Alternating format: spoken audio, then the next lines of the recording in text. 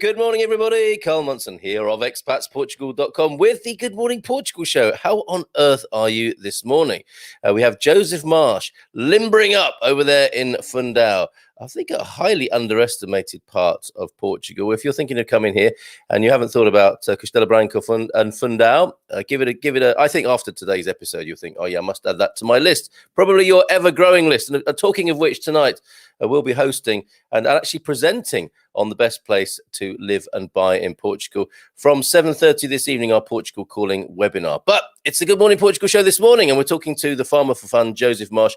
We have had a few problems, outside broadcast style problems. I've got a great fallback with Joseph, of course. He has a lovely YouTube channel, which you really, if you're interested in homesteading, if you're interested in Portugal, it is the ideal fit. Look at this, Farmer for Fun, does what it says on the tin. A nice collection, a brace, I guess Joseph might say, of developing videos there with some great titles already, look, and very popular too. Foraging for free food in an abandoned well on our land there. Portuguese farm life is the Farmer for Fun, and that's his most recent. And look how popular he is. 2,000 views of that in just 4 days. And a month ago, he kicked off with a tour of the Portuguese farm, the homestead, which we might have to roll, actually. I think we're going to be able to talk to him on his laptop. We were having a bit of trouble with the phone, but we will talk to him by hook or by crook, which is a farming phrase, of course, I suspect, isn't it? If all else fails, we'll run that video so you're able to see what's going on there on the farm only from a month ago, and we'll be able to get Joseph answering a few questions online as well, I would have thought. So let's see who's here this morning and tuned in, ready to hear about Joseph, who Pete Bleach describes as a true gentleman and a font of useful information. He absolutely is. Joseph is a star. Let's see what's happening over in Australia this morning. How are you doing, Mark? I've got my wellies and a hat ready to go. Let's see, when we bring Joseph on, let's see if he's got his wellies and hat on. Is that the de rigueur outfit of the gentleman farmer? Louise is looking forward to this. Louise, of course, is Solo 50 Plus Expat Portugal. Mark, same here. She's saying to Mark, I'm so excited for this episode. Joe is going to be a great guest. No pressure, Joe. And let's see other comments before we find Joe and check his connection in just a moment. My first time seeing him, says Mark. Bon dia, everyone from Faro. Leslie, how did you get on with shifting the stuff you wanted to get rid of yesterday? I make it sound quite unceremonious, don't I? But I'm sure you got some lovely clobber and gear there that you want to just move on. Did you have any luck with that? A mail at carl@expatsportugal.com. Let me know and I'll see if I can help from this end, or just bung it on our forum at expatsportugal.com. That's awesome.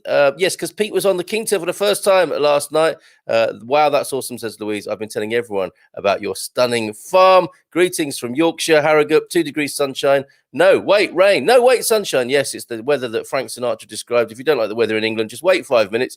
Well, it's Yorkshire. Looking forward to tonight's debate. Tons of questions. Paul, you're helping me rather than asking questions, I think, tonight. And Louise and Pete, bit of a loving going on there this morning. Jim McDonald, a bon dia todos from Wiesbaden. Looking forward to tonight's Portugal Calling webinar. Can't stick around, but wanted to check in. Have a great day. I hope you're healing well, Jim. And I'm going to save a few more of these greetings for the man himself. Let's bring him onto the screen now. I think he's fixed up his connection. Joseph Marsh, everybody from Fundão. How are you, sir? Hi, how are you? Well, hi. Joe. Sorry to put you under some stress this morning, because we discovered, didn't we, that the phone wasn't working too well. But you've actually got your laptop, proper gentleman high-tech farm. You got your laptop in the chicken coop now. Is that right? No, I couldn't take it down to the chicken coop. I wanted to, but the connection wouldn't reach. So I'm by the pond instead. By the pond. Okay, so people know you as the Farmer for Fun. How did you get into this show? I mean, let's have some long answers because I think our connection's not brilliant. So feel free to tell us in your full glory and at your leisure about how you got into this and why you chose that particular part of Portugal. What's so awesome about Fundão? Well, yeah, it's a long story, really. I guess about 5.5 years ago now, we decided to take a bit of a step back. My parents decided to retire abroad, and it just so happened that it was like the right sort of time for me. I'd had enough of England as well as much as my parents had, and we decided to start looking on the internet and looking at some properties. And we came to Portugal, sold our property in England, and we came to Portugal and had a little look round. We went round all places in Portugal, right down to near the Algarve, down the south, right up to I think Fundao was about the most northerly that we went. And we went and we were looking at all these different properties, a different property every day. And we were going, none of them are for us, none. They were all ticking boxes, but not ticking all of the boxes. And then the last day we found this farm, and it just so happened that it was like, it was our dream place. And and I've always been a big lover of agriculture since I was a little boy. And we got this little 3-hectare farm with. We've now added a little bit onto it, so it's about 4 hectares now. And this area in Portugal here is just absolutely fantastic for growing. Fundão itself is famous for cherries, so we've got a little cherry farm. And I think he's frozen up a little bit there. He will be back, I'm sure. But yes, of course, he's right. Joseph says that cherry farming. And I've been there. I've been to the farm, I have to say, and I have enjoyed picking cherries. There, I hit it at the right time of year. And I'm not sure if my connection dropped out. Yeah, you did for a moment there. I was just talking about how Fundão is the cherry capital of Portugal. Can you hear me? Yeah, absolutely. Yep, I can hear you. Can you hear me all right? Probably just with a slight delay, I suspect. I can hear you now, Carl. Yeah. All right, no, carry on, because it sounds to me like you had the spine-tingling moment after a little bit of research around the country. You walked into that particular property, and all was right. This is it. This is for us. This is the right region. This is the right particular house and homestead. Let's go. And this was about 5 years ago.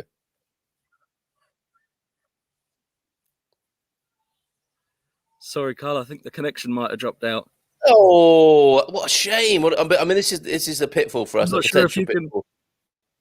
Yeah, we can hear you, buddy. We can hear you. I'm going to go through a few of the comments to see if you can hear those and see if the line. Yeah, absolutely. We have got on the line, not on the line, but on the comments, Ula Bundia from Rifat. That'll do. Go on, go. Well, yeah, I got you. And from Milda, Bon dia Alegria. Joe is from Suffolk, near where I live. Says Beardas 22, a new name. Hi, guys and gals, from Gary this morning. Morning from Stephen Wells as well. Bon dia from Joel up in Matosinhos. Bon dia, a pessoas bonitas, the beautiful people from Victoria. Bon dia, todos. Prosega Peggy in the house. Hey, Peggy. Paul will help me out tonight with anything to do with the Algarve, of course, on the webinar. Oh, this is the guy with the beautiful farm. Your videos are sublime. Did you hear that, Joseph? I heard that. Thank you, Victoria. Thank you very much. Excellent. I think our connection has settled down a bit now. So, farming for fun, is it always fun, Joe? I mean, you said you wanted to be a farmer from being a small boy, and your farm does look like a ladybird book, I have to say. It's absolutely beautiful. But is it always fun, Joseph? Oh, what a shame. I think we've got a dodgy connection. I'll tell you what I'm going to do. I'm going to roll his VT and give you a it sounds very telly, that, doesn't it? Roll his VT. But let's show you the farm via one of Joe's own videos. It's probably the best thing we can do this morning, and we'll see if we can get that to settle down at all on the connection there. So let's give you the big screen on that, and hopefully we'll get some nice sound for you too. Can you hear the chickens, everybody? Let me know what you can hear there. And Joe, just chip in if you can hear me. Just chip in, mate.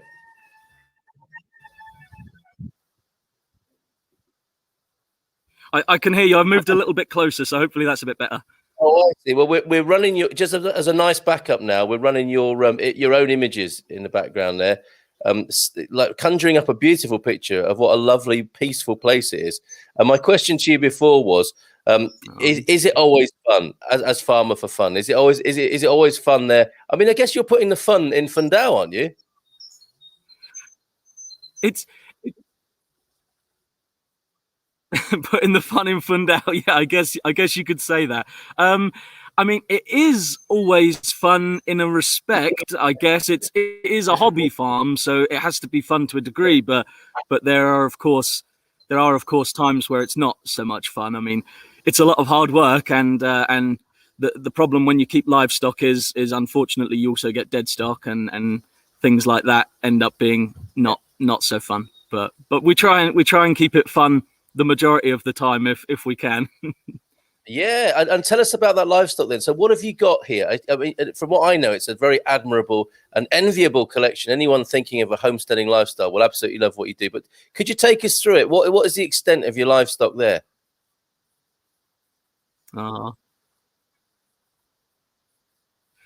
So we've got my problem is that I collect animals. I think that's probably how most people would describe me, as an animal collector. So we've got quite a lot of livestock. I've got 12 sheep, and I've just had 3 little lambs born. So we've got 15 sheep on the farm.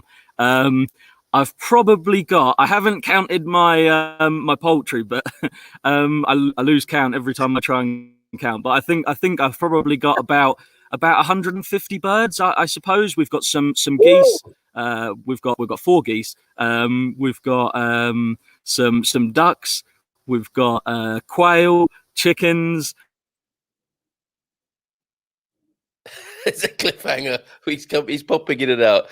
Of course, this is what happens. You live in the remote rural location that you are, and we're taking the laptop out into the homestead. We are subject to a few technical difficulties, but look at that. I mean, you are getting a sense of what goes on at Joseph's farm there. We lost you in the middle of your poultry list there, Joe. I'm sorry. I'm so sorry. Yeah, so we've got, I don't know if I said about the sheep. We've got some we've got lots of poultry.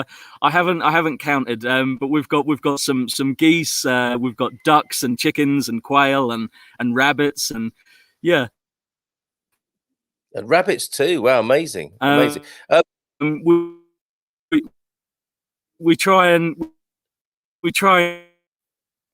and keep the animals as sort of as we. Yep.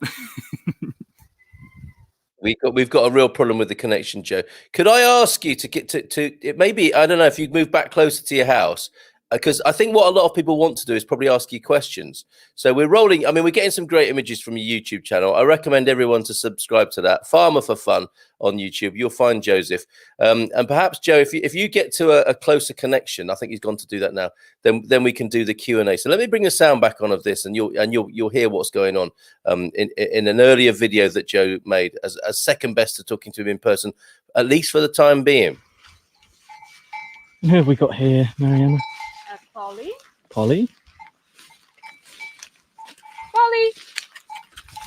Hey. You okay, girl? Hello. You're looking nice and round, Polly.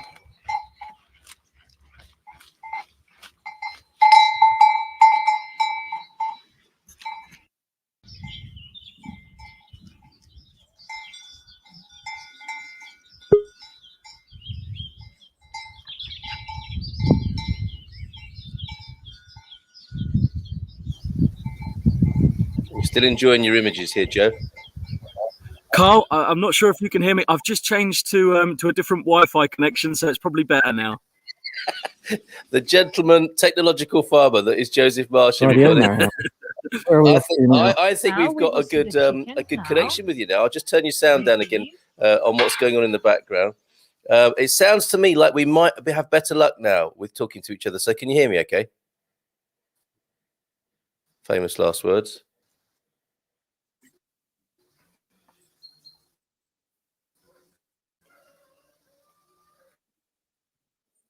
Hello, Joe. Hello. Hello, can you hear me all right? I can hear you. Can you hear me? Yay! Excellent. Well done, Vodafone, Nosh, or Mayor, whoever you are that's helping us make this connection this morning. We have our first question in for you, and I'll put it on the screen. So if you can't hear me, you might be able to read that question anyway. Did you have any experience in animal husbandry before getting your farm? From Iris Otoba. So yeah, a little bit. Nothing like sheep or anything like that, and certainly not to the extent that I've got them now. We had a garden in England that was probably just a little bit under an acre, I guess. So I didn't have many livestock, but I had a handful of chickens. I had about sort of 10, 15 chickens. My father bought me when little boy, and he bought them back in a crate from a livestock market. So I kept chickens like since a really young age, but that was it pretty much. That was it. And you've obviously been able to give vent to your childhood dreams of becoming a grown-up farmer, and we're seeing the pictures now. Yeah. Is that a cherry orchard up there, Joe? Sorry, Carl, I didn't hear that. Is that a cherry orchard we're looking at there? The blossom cherry blossom? Behind me, up here. No, the one I just saw in the screen, but actually probably both. Yes, behind you and on the video at the moment. I'm afraid I can't hear. I'm sorry. Oh, what a shame. A few more comments here. Hi, Joseph. We've been chatting about you, Carl, on Insta. Ooh, I say. Bon dia from Neil. Neil's here. Chilled, sunny morning today in the Alentejo. When it's cherry picking time, if you need an extra pair of hands, I'm a good worker, says Louise. That is a very good offer. Woo, nice. Cherries there. Thumbs up to the cherries. She'll be on our to-visit place. I mean, that's a point there. It's not a visitor attraction, your place, is it? You're not open to the public. Basically, you showcase what you do via your videos, don't you?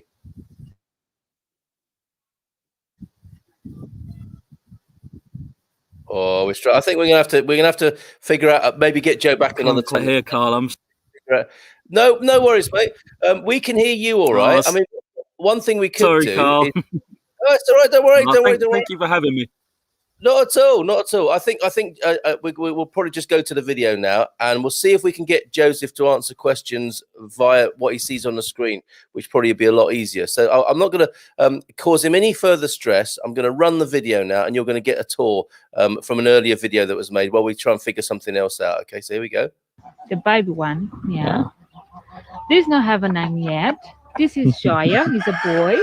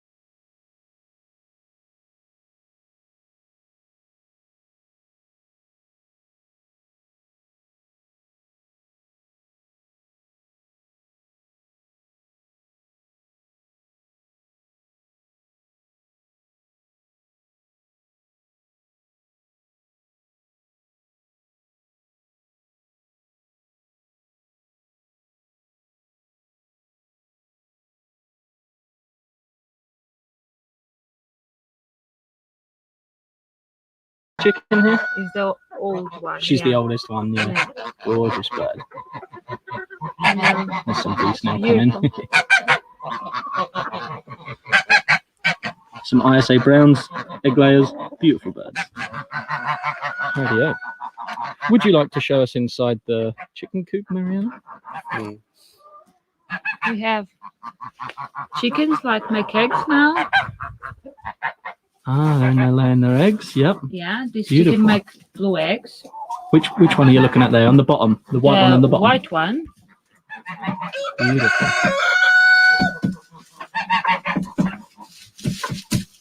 Sorry. So how many eggs a day do you get, roughly, Mariana? In the spring, summer, 15, 20. 15, 20 eggs a day, yeah. In the winter, 5, 6, 10. Yeah, they slow down in the winter. Mm. Gorgeous birds. This one had a little accident. She was given to us. She caught her foot on some barbed wire. Ooh. And now she can't walk properly, but we said we'd take her and look after her till the end of her days. I doubt we'll get any eggs off of her. No, she gives. She gives eggs? Yeah. Really? 1 a month, maybe. A Ah. small one. Pays her rent. Bless her. Yeah. His name is Petra. This is Petra? Okay. Mm-hmm. Beautiful birds, Mariana. Mariana's the head of the poultry concern here on the farm. Yeah, I am. Who's this one here? It's wherever he is behind you. Where is he? It's yours. He's the my boss. favourite. This is Rocky. He's a big the boy. Boss. He's the father of most of the chickens here. He looks a sort. Gorgeous rooster. Rhode Island red.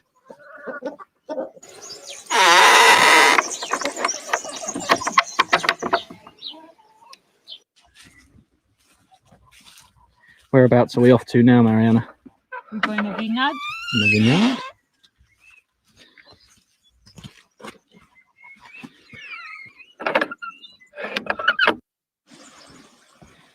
So here is the stream. There's a spring up there, somewhere up there.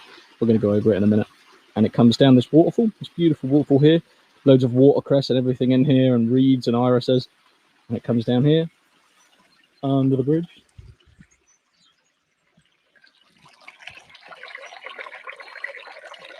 What a lovely sound. Along here. And it goes and gives water to all of the chicken coops down the bottom, and the geese and the ducks and everything. Come up here past the farmhouse. That's the main gates.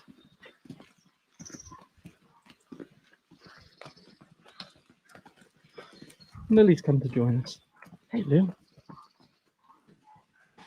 Here's the farmhouse. We've got a few orange and lemon trees there, young ones, a couple of cherry trees, some peach trees over there, a couple of apple trees, another cherry, a little pear tree, a little apple tree, here somewhere, here. Neshbra, the back there, the green one, loquat. And then we've got this lovely big walnut tree here, and over the pathway, going into the olive grove. Here is the spring. The spring starts about 10 meters that way. It comes down here, under the bridge, down there, and then gives the chickens and the geese and the ducks and the turkeys as well all of their water for the year.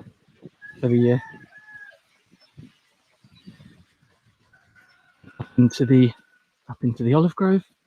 We have about 38 olive trees on the farm, which is just about, well, more than enough really for all of our olive oil and eating olives. Up there takes you up to the beehives and the potato field, which I'm sure you'll see on an upcoming video. Let me turn this way into the vineyard. Look at Another this. walnut tree at the side here, almond over there. So yeah, here's the vineyard. The vineyard produces roughly, I don't know, about 3,500 litres of wine, depending on the year. Yeah. Obviously, we don't make all of that. We make about 200, 300 litres.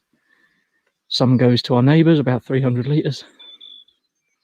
And yeah, all of the rest goes to the cooperativa, and we sell it. Yeah. Yeah.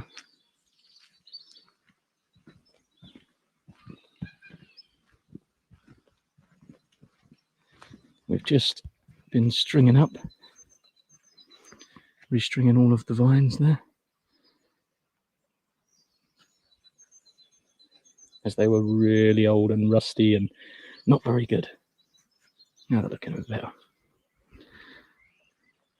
So our land runs up to where these tall oak trees are here, and it goes all the way down there, and it goes to the right a bit, opens up, potato field, then comes right back down to the sheep pasture. And yeah, our little farm. Thanks a lot, guys. Thanks for watching. Okay, absolutely wonderful. I think we might have a better connection now. Am I right, Joe, if I unmute you as well? How you doing there, mate? We can't, for love nor money, we can't get Joseph on, mate. We don't have any sound for you. Or do I? I'm hearing a cockerel crowing. Why would that be? But I can't hear Joseph speaking. That's bizarre, isn't it? Or maybe he speaks cockerel. That's a bit weird. He opened his mouth and a cockerel crow came out then, which is pretty bizarre. So try unmuting yourself again there, Joe. He did say in the comments to me that tech is not his thing. He's a farmer. There we go. There we go. Now we can hear him. That? Yay! Yes, we did it, Joe. I'm so sorry. I saw in all the comments that it said farms and tech don't go well together. Right. I mean, this is it's not stopping us because we're determined to speak to you, and I think we've got it now. We've got you, and we've got your cockerels crowing in the background. Is that Rocky making? Is Rocky making all that noise? I don't think it's Rocky. I think it's one of the smaller ones. I think it's Panda. I'm not sure, but yeah, Panda, one of the bantams, I think. All right. Well, we can take a breather now. And we've definitely got something of a connection here that's making it easier for us to put questions to you anyway. So any questions for Joseph, and there are a few already, pop them in the comments. There he is. He's relaxed again now, sat on his balcony, looking out, king of all his surveys this morning. And on the video, Joe, it's like, well, there's a potato field, there's the vineyard, 3 million barrels of wine a year. It's just amazing. It's just amazing what you've got there. And for so many people, you are living the dream that many want to come and do in Portugal. So let's start there with the questions. You know, how do you begin? You can't go straight into what you do, right? Because it'd be very overwhelming. Would you recommend to people they start with a few chickens and start with growing a few potatoes or whatever? Definitely start small. That's the way. Go on, carry on. So, sorry. I think there's a bit of a delay. Definitely start small if you're thinking of getting your own livestock and stuff. Start with probably a few chickens, maybe progress to ducks or geese or something, and then don't jump in head first like I did and go for sheep and all of that, because you soon realize that they eat a lot and they need a lot of cleaning after as well. So don't jump in head first. Yeah, okay. And you are, excuse me, you're some sort of 5 years into it now as well, aren't you? So take your time, pace yourself, right? Yeah, definitely. Yeah. I didn't get sheep until I think we were in I think here 4 years, I think, is when I got sheep. But yeah, we got the chickens and started off with, I think we got 10 because we brought our chickens over from England and the ferry, they said you could only have 5 birds per person, so it was me and my dad, so we brought 10 birds over and then we bred them and got some more stock over here, and now we've got about 150 birds, I think. But yeah. So many you can't count. That's incredible. And what an amazing thing that you can put chickens across on a boat, but only 5 per person. I guess they've got to draw the line somewhere, haven't they? Yeah, I guess so. Right, question from Peter. Did I Cheeky question. Yes. Did you wear a flat cap before you became a farmer, or is it part of the official uniform that you buy at the farm shop? It's part of the uniform. You've got to have one if you have a farm, haven't you? Yeah. And I've got the wax jacket as well, but yes, that's in the wardrobe. Very good. And a double barrel shotgun. You don't have to answer that. Do you need any special licenses to keep animals on the farm from Iris, who I think is quite captivated by what she's seen this morning?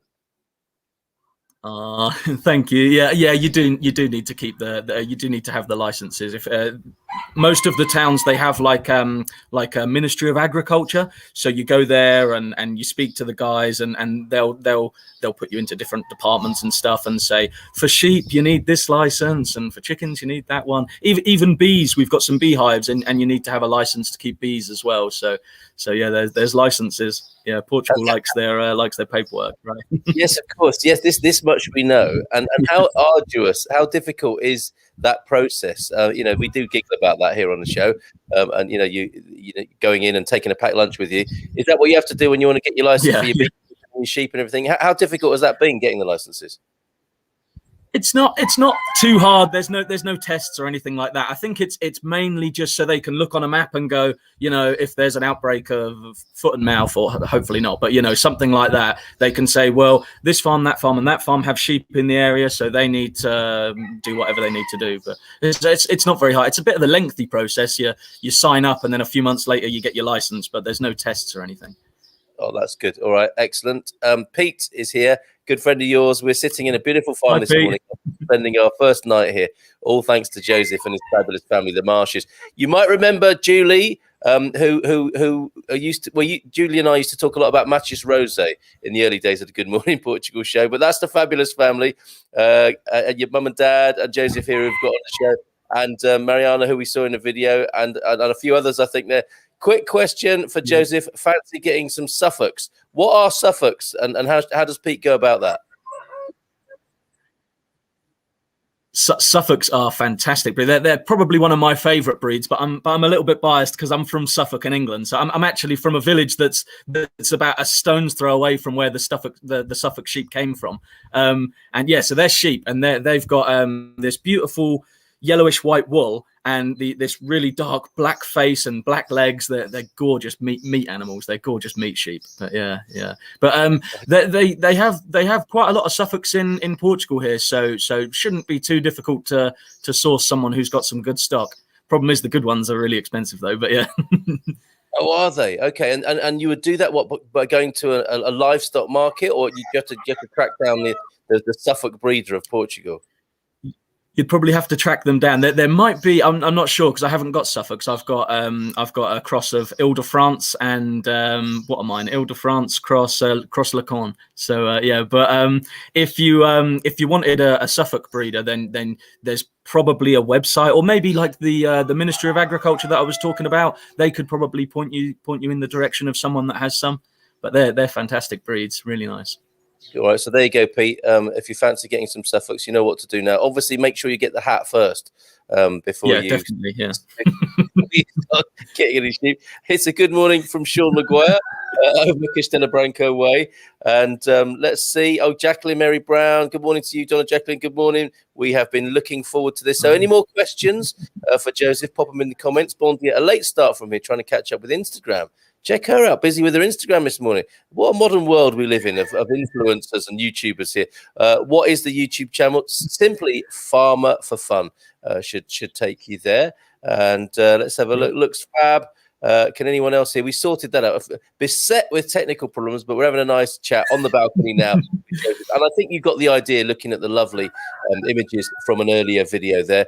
Do you keep your sheep inside? I come from a farm, obviously over there in New Zealand, is where Denise and Vinny are. Dad had 3,000 sheep, including Suffolk. So they look to me like they were free range to me. Is that right? Yeah, they're inside at night because there's quite a few wild dogs around and stuff, or dogs that just aren't kept inside. So I have to keep the sheep inside at night. We built a barn actually the year before last, and so they all stay inside at night, but outside during the day. Yeah. Yes. Okay. Iris is really getting a lot of questions in. I think this is the lifestyle for her. Amazing, loving it. Do you do it all yourselves, or do you have workers to help? That's a great question, because there are peaks of activity, of course, like the cherry picking, and also collecting the eggs of 150 poultry. I guess is no small job. How does it work? Do you bring help in, or all hands on deck with the family? Well, yeah. There's quite a few of us living here. There's it started off originally as my mother, my father, and myself.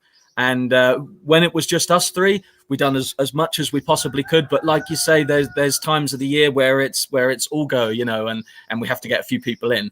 But since then, I've met Mariana, and now me and Mariana, we pretty much do all of the livestock stuff and the veg garden and things like that. And then and now my sister and my brother-in-law over as well, so Lucy and Lloyd, and Lucy's got her own business online, so she doesn't do too much on the farm side of things, but Lloyd is like fantastic at doing the strimming and you know, fiddling about with the tractor and all that sort of thing, so he does all of that sort of thing. And yeah, my father is constantly, he's a marvelous man, my dad. He's constantly out there on the farm doing stuff every day, rain or shine. He's fantastic. But yeah, when it comes to the harvestings, we've got the 3 harvests on the farm here, apart from, like, you know, the day-to-day harvests like lettuce and stuff. But we've got the cherries, which is coming up now. It's going to be, the Fundao cherries are going to be in about 1 to 2 weeks time. So that's really coming now. So yeah, when we've got the harvest, the cherries, the grapes in September, and then the olives towards the end of the year, like November time, we all come together and we all just go at it, and we don't get any help in for the most part. It's just us. Brilliant, absolutely wonderful. And you had an offer from Louise to come and help with the cherry picking, who also asks, actually, before we go, more than welcome. Pete says Joseph is brilliant with tech. Just watch his latest. You're right, Pete. Actually, it was just a little bit of a challenge this morning, but there were so many variables here. Joe, how long did it take to find your farm? Did you view lots of properties? We got a sense that you did, but the process from start to finish, from parking your tired bums on the sofa, how long did that take, finding that particular place? So we come over to Portugal, and we were here for about a week, and we looked at least 1 property a day. Some days we looked at 2, and I think one of the days we looked at 3 properties. And we were right down the south, just above the Algarve, but on the Spanish border, right down the south. And we looked at a few there, and we worked up. And the very last day, I'm not sure if you got me saying this earlier or not, because the tech issues, but the very last day we got up to Fundão, and that was about as north as, I think that was as north as we got. And you know, all of the properties, they weren't ticking all of the boxes. They were ticking most of them, but not all of them. And we were a bit, you know. But then we got to the last day, got to this property, and we just fell in love. So I guess we looked at maybe 10, 12 properties, something like that. And wow. Yeah, then once we found this, the builders were just fantastic. They because the house was renovated, but it was totally empty inside. No tiles, kitchens, ovens, nothing. It was for us. We went out with them and helped them pick all of the stuff, and then I guess from viewing the property to actually, you know, sleeping in the bed here at night and stuff, it probably took us I don't know, 2.5 months, something along those sort of lines. Quite an adventure, quite a process. Amazing. Iris, very, very good on the questions this morning, Iris, because this is your dream by the sound of it. We're hoping to find a small farm. Hubby wants some animals, but I think that's really hard work, and then you can't leave them, so you can't go on vacation. How do you work it when you want to go away? I mean, you're married to the farm, aren't you? As much as anything and anyone, you've got to commit to this lifestyle, haven't you? You can't walk away, can you, and have a 3-week holiday in Disney or whatever? Not easily. We don't have too many holidays, but the benefit of having the whole family group here is that there's always someone to step in if someone's ill or away or whatever. Because, like I say, my sister and my brother-in-law, and myself, of course, as well, we've all got family back in England, so every now and again we go back to England. And Mariana, she's from Sesimbra, which is a little fishing village down just south of Lisbon, in between Lisbon and Setúbal. And yeah, so me and her go down there like together probably once a year, and then she goes down a few times on her own and sees her family. But yeah, there's always someone back at base sort of thing to keep things ticking along, keep the animals fed, and all of that sort of thing. Yeah, great point. And I think this is difficult to do as a nuclear family or a couple, obviously. And the old-fashioned way of having a farmstead is to have 3 generations, isn't it? And a few people there. And I guess in many ways we've forgotten how to do that. So that's another excellent part of what you're doing there, is just bringing back the family vibe and the family approach to homesteading, which is wonderful. Project Frugal over in New Zealand lost 25% of our chickens this week. Oh no, she had a good life, but from 4 down to 3 there. Sorry to hear about that. Joseph has worn a flat cap since he could walk, said Mum Julie. Morning, Julie. We'll have to celebrate getting Joe on finally with a glass of Matthias later on, I think. Are you able to earn an income from your farm project? So that's a really great question. and something you can't necessarily rely on until you really get into the I'm dipping out of signal a little bit. Oop. But you see that question though there, Joe, right? I can see the question. Yeah. So from it is very much a farm for fun. There's not great money to be made in farming. I mean, who was commenting earlier, he said to me the other day that the way to make a lot of money from farming is to start off with an awful lot of money. But no, what is it? The best way to get rich from farming is to start off being really rich. That's it. But yeah, I've just got to the point now after 5 years of 4 or 5 years of keeping chickens here. I've just got to the point where the chickens now totally pay for themselves, and I'm hoping. Well, I'm now. That's pretty amazing, isn't it? Whilst we're waiting for Jed to come back on the signal there, yeah, that long and that many chickens to make it work financially. So I guess you've got to diversify and have a number of interests on the farm as well to see which ones work. And what a shame that that's the case in the sort of society we've got, and brilliant that people like Joe are giving it a go so that others might give it a go as well. And hopefully we can return to that, to it being profitable. Joseph, you mentioned 4 hectares. Is that all crops, cherries, or do you have just woodland too? Also, what machinery did you start with? That's a great question. If we get Joe back on the tech link, we'll ask him that, Stephen. So nice. A family affair. Absolutely, there is. Don't think we'd be able to get our kids into it, though. Put me down for your cherry picking anytime you need some help. Elaine Godley. Sorry, we've got builders in here as well, drilling away. Hopefully that's not. It's been beset with challenges this morning, but you get the vibe of what Joseph's putting across there. Farmer for Fun. Absolutely beautiful to have him. And the family on this morning. Wonderful life. Would it be possible to visit? Tomorrow we're looking at a further 22 acres to build a self-sustainable eco-village from scratch. I think that might pique the interest of a few people here, Elaine. Life is one big holiday. Well, Elaine's cracked the code there. You can go away if you have a house sitter, land sitter. I've looked after 2 horses. Sorry, I've looked after horses, sheep, chickens, dogs, etc. for people while they go away. So bear Louise in mind. She does that sort of thing. Here comes Joe, maybe. Sean Maguire, we made cherry jam last week from our tree. Sounds like not commercial scale there, Sean, but a lot of fun nonetheless. And I guess you've got to match your aspirations with your reality. Maybe that's one way of putting it, isn't it? In terms of that earlier question of can you make money from having a farm? But a pretty interesting answer from Joe there. Here he is now. Joe, we've got a great question from Stephen. You see here, 4 hectares. Right? Do you have woodland, and what machinery did you start with? And actually, what machinery have you got now? So I'm sorry again, I've dipped out of signal, but I could read the question, so I'll answer it if that's okay. So I mentioned 4 hectares. Is that all crops, cherries? Do you have woodland too? Also, what machinery? So we've got no woodland on the farm, but there's not that many spaces on the farm where it's open. It's all pretty much fruit. It was very much a fruit farm when we bought it. So it's about a hectare of vineyard. With a lot of vines just being dotted around the perimeters and stuff as well. It's probably a hectare or more than a hectare maybe of cherries. And then we've got some parts where there's a few fruit trees, but we've turned that into like animal pasture. And so what machinery did we start with? We only started with, I think, one piece of machinery that we brought over from the UK, and that was a steel strimmer.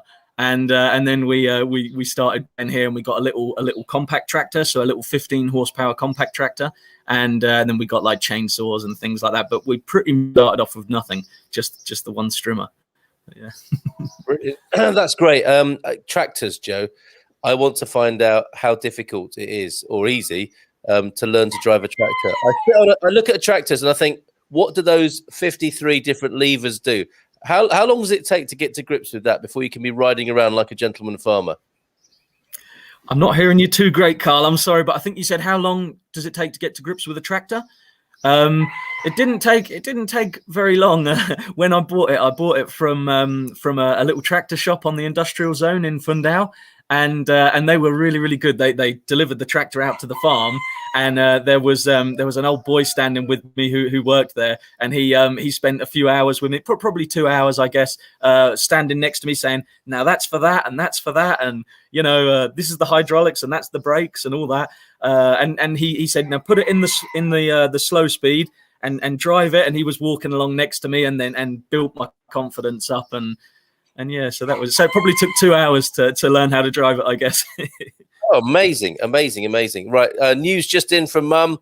Good morning, Carl. I skipped from Matthias now to Joseph's homemade wine, which is lovely. Tell us about the wine then. I think you said you bagged 300 litres for yourself. Can you tell us a little bit about the wine? What sort of grapes and what sort of taste you've got there? So we've got quite a few different types of grapes on the farm. There's Touriga Nacional, what else? Tinta Amarella. I can't remember all of the names, but there's quite a few. There's some Merlot grapes in there as well. We've got predominantly red wine grapes here on the farm, and they're all wine grapes. There's not really any that are eating grapes, although we still eat some as well, and they're nice. But yeah, so we've got a few white wine grapes, but I haven't made a white wine yet. I'm thinking I might try that this year. I've got two fermenters, so one of them's a bit smaller, so I might try and make a little side of white wine. But yeah, pretty much we make about on a good year. I try and make about 300 liters of wine, and I try and give the same amount to my neighbours because they help us out during the year and stuff. So it's nice to help them.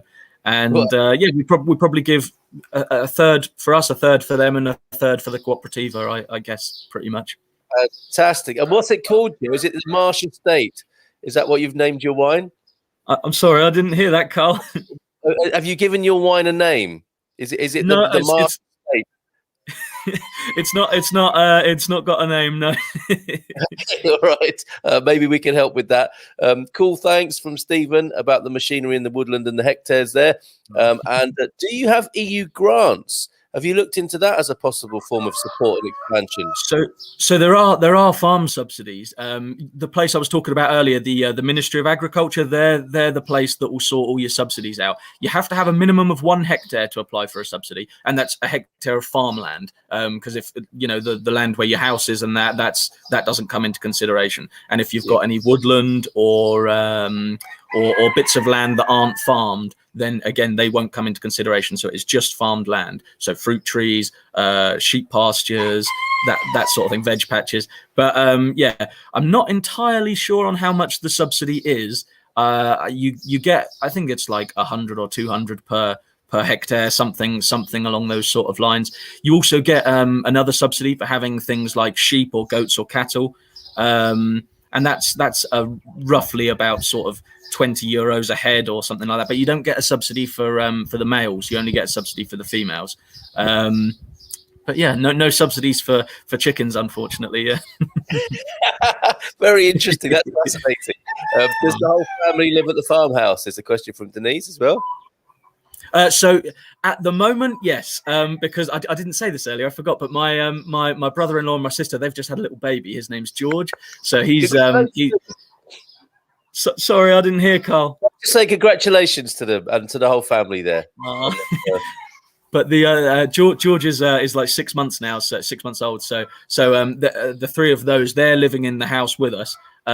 Me and Mariana, we have like a separate part of the house where we live, and my parents have their own part of the house where they live.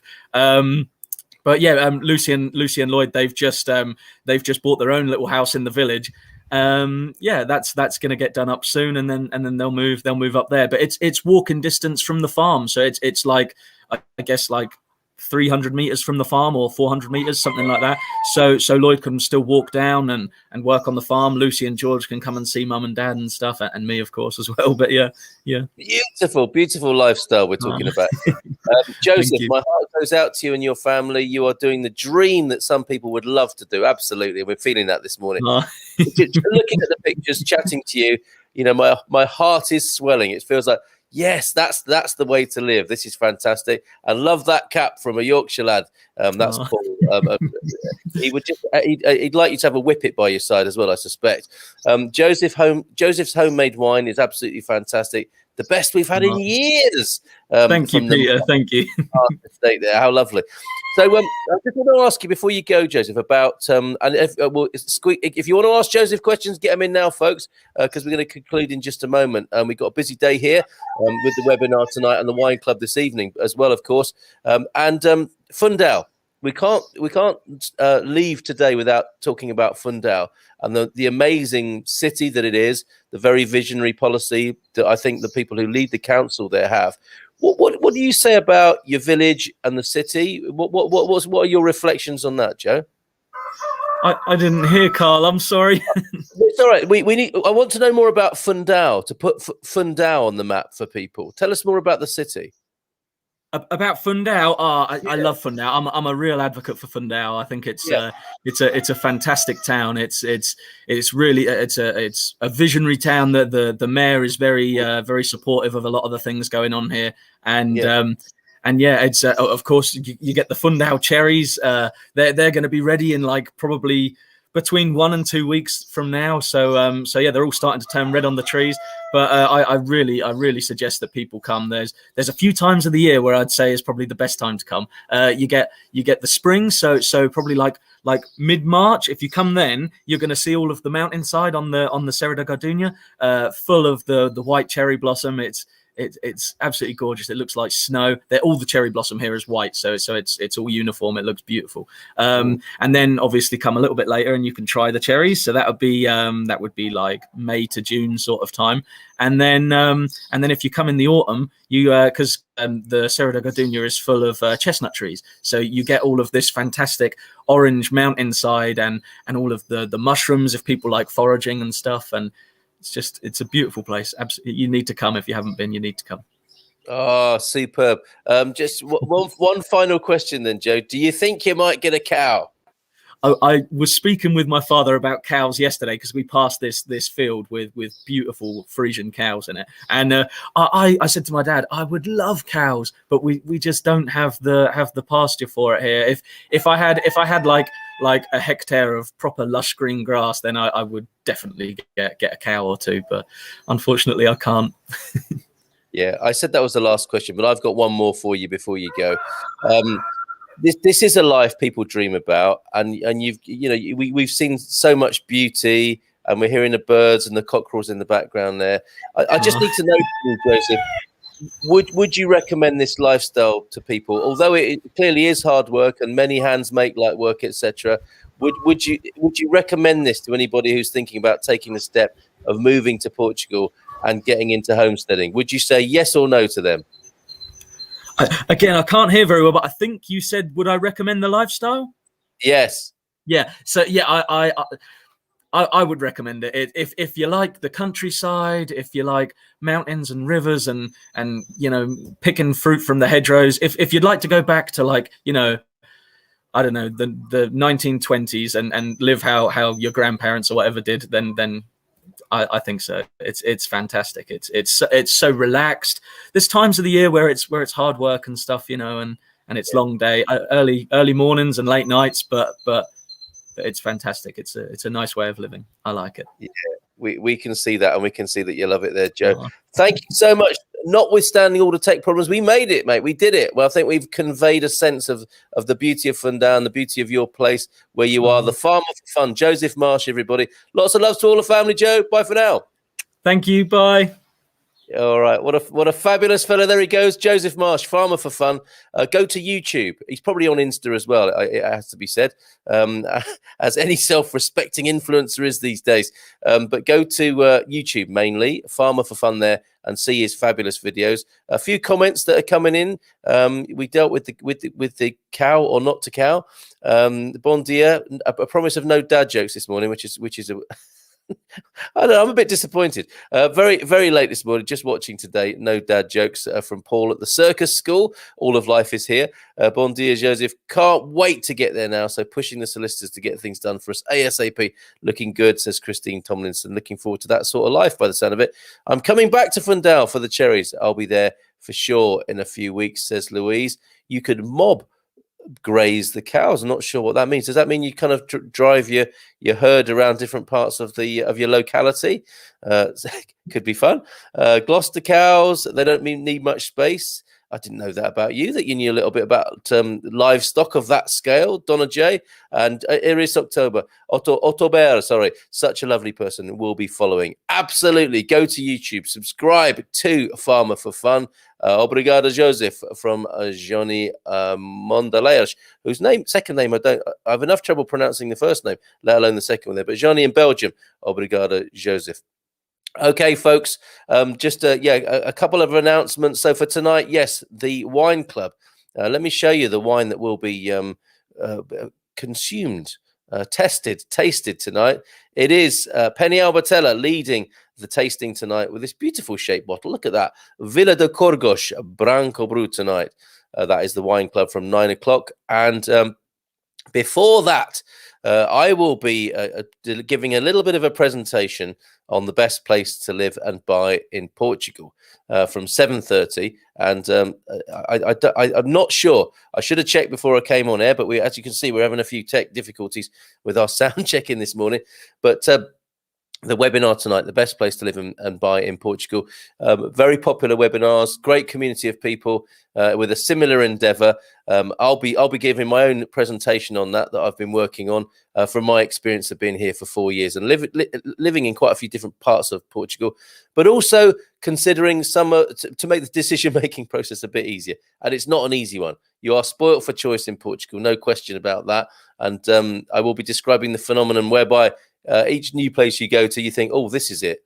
And then you go somewhere else the week after, and this is it. There is a name for that condition, and I will tell you about that this evening. So, yeah, 7:30, it might be sold out, but check expatsportugal.com on the upcoming webinar tab and see if you can get yourself booked in on that, if that's of interest to you. Final comments. Thanks, Joseph, from Mark there in Australia. And Joseph chipping in before we go. Thanks so much for having me on the show. Sorry for my dodgy mountainside internet. I think we triumphed over those conditions, which is the spirit of the farmer, of course, isn't it? Is to keep going anyway. Despite whatever obstacles are thrown in your way. You don't have much choice, do you, with livestock and growing things? You just got to keep going. But Joseph demonstrating that so beautifully, and get a deeper dive into his lifestyle at the YouTube channel Farmer for Fun. Thanks, folks. Thanks for tuning in this morning. We'll see you this evening if you care to join us on that. And of course, the Man Cave tomorrow night. We have the continuing, attempting to answer the big question, one of the great Portuguese questions, Sagres or Superboc, from 10 o'clock tomorrow evening. We'll be returning to those as if for the first time and giving our verdict. And we urge you to do so if you're a beer drinker and you want to have a little bit of a drink and a chat in the Man Cave tomorrow night from 10 o'clock. Join us and decide which is best, Sagres or Superboc. Who knows? We might even get a definitive answer to that question. Saturday night, the Portuguese wine party, raising a glass for freedom, respect and health. May Day, May the 1st, of course, on Saturday night, 8 o'clock.